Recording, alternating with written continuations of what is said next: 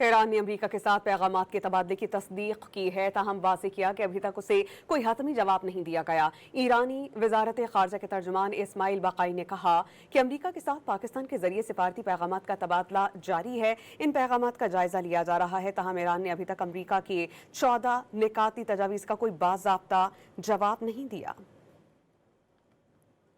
ایران نے امریکہ کے ساتھ پیغامات کے تبادلے کی تصدیق کی ہے، تاہم واضح کیا کہ ابھی تک اسے کوئی حتمی جواب نہیں دیا گیا۔ ایرانی وزارت خارجہ کے ترجمان اسماعیل باقائی نے کہا کہ امریکہ کے ساتھ پاکستان کے ذریعے سفارتی پیغامات کا تبادلہ جاری ہے، ان پیغامات کا جائزہ لیا جا رہا ہے، تاہم ایران نے ابھی تک امریکہ کی 14 نکاتی تجاویز کا کوئی باضابطہ جواب نہیں دیا۔